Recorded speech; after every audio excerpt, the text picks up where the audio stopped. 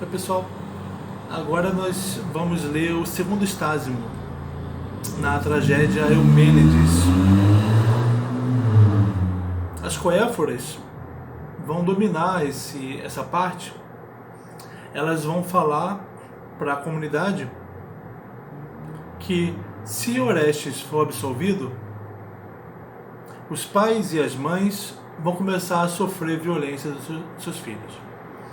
E esses pais e mães não vão ter a quem recorrer, já que o Palácio de Justiça, identificado com elas, Erinis, terá sido destruído. Elas defendem, elas observam não só a justiça em relação aos pais e às mães, como também em relação aos hóspedes, né? Aqui, os ultrajados, né, nessas questões, a quem eles vão recorrer se Orestes for absolvido, se essa justiça for ultrajada. Mas elas dizem, né, elas vigiam o comportamento individual, comunitário, impondo medo. Elas acreditam que, através desse medo, os homens agem por justiça. É uma pergunta que existe até hoje. O medo faz com que as pessoas ajam com justiça?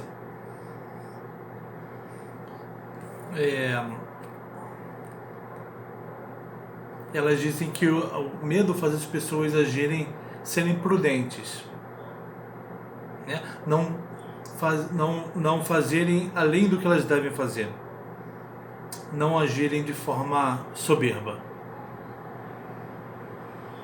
Vamos direto para o canto. Segundo estágio.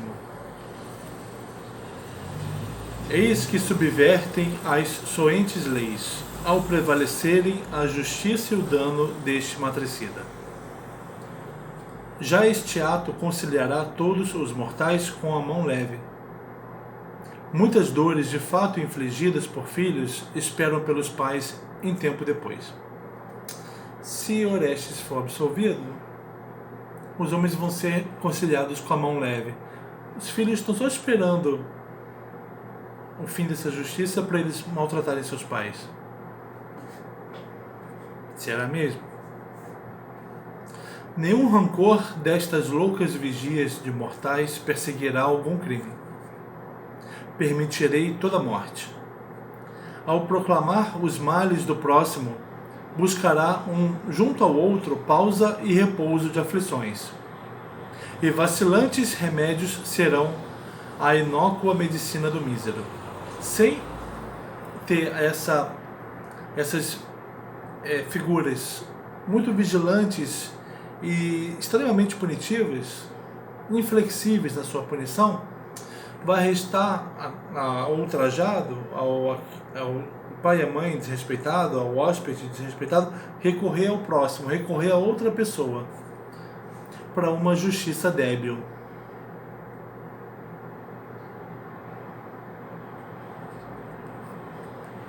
E ela não vai encontrar remédio, segundo elas, né? Ninguém conclame ferido por infortúnio, movendo esta voz. Ó justiça, ó tronos de Erinis! Assim um pai ou mãe, recém-sofrido, prantearia o pranto ao ruir palácio de justiça. Se Orestes for absolvido, vai ser um ultraje tão grande com relação a essa justiça, da qual os Erinis fazem a figura, que não haverá mais a quem recorrer, né?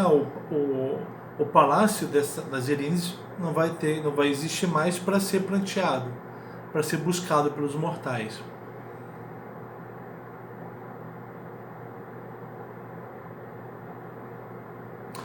Aonde o terror está bem e vigia de pensamentos deve permanecer sentado. É proveitoso ser prudente por coerção. Que mortal ou cidade, sem nutrir de temor o coração, ainda veneraria do mesmo modo a justiça. Aí elas fazem uma defesa do terror. O terror causa um bem. O terror é útil, é proveitoso. O terror, a coerção do comportamento, faz com que ele seja sempre ordenado, né?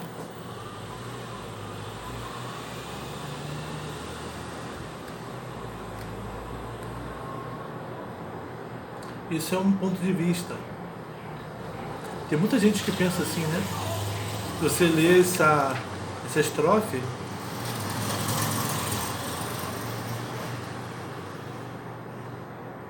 entendeu? Para alguém hoje, ela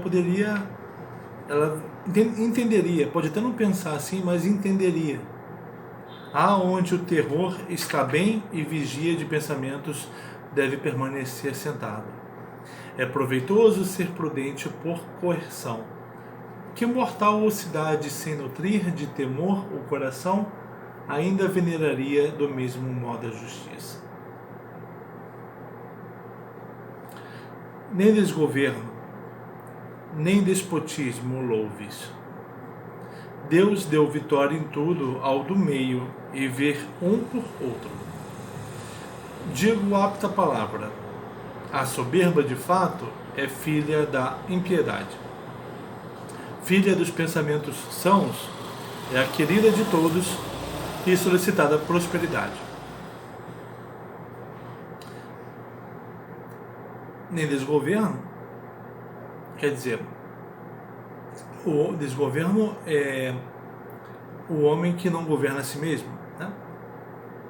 Nem despotismo é o homem que acredita que ele governa totalmente a si mesmo e isso basta, né? Dois extremos que não devem ser louvados, segundo as Erines. O homem deve seguir pelo caminho do meio. Não deve nem ser desgovernado, nem acreditar que é tão governado a ponto de ser soberbo. Porque a soberba é impiedade, é desconsideração para com os deuses, né?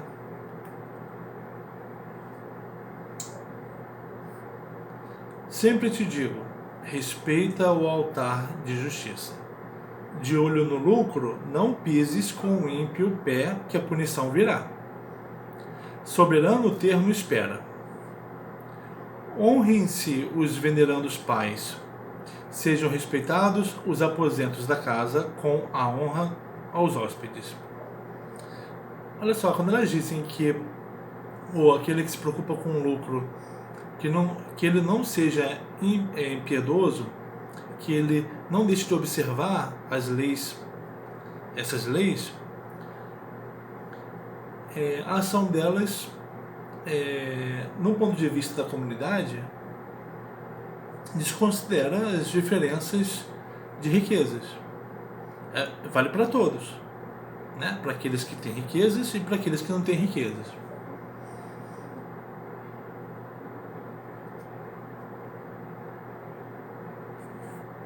E digo mais, ela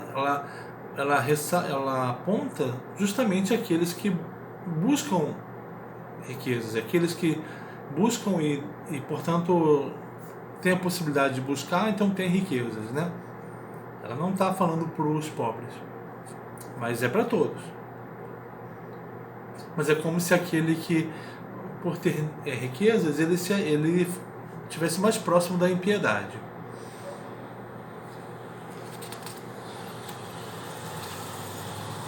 Quem desse modo, sem coerção, for justo, não será sem prosperidade, e nunca poderia de todo perder-se.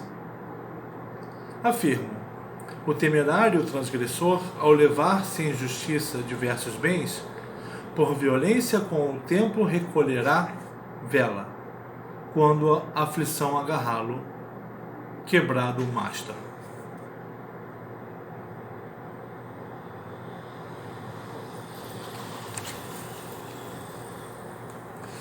Ele clama e não é ouvido. no inelutável Torvelino.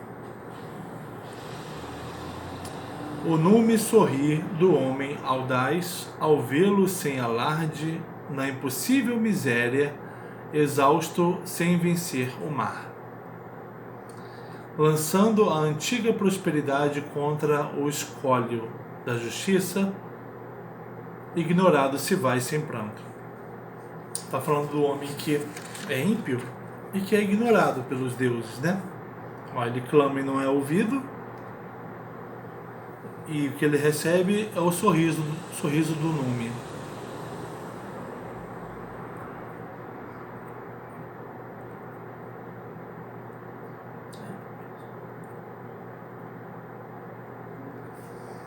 Isso é uma ameaça que elas fazem para a comunidade, mas também aponta uma certa concepção de justiça. A justiça através do terror, da vigilância. Vamos ver aqui até o final das Eumênides como vai ser a concepção de justiça de Apolo, para a gente poder falar sobre ela. Tá bom? Então a gente volta no próximo vídeo.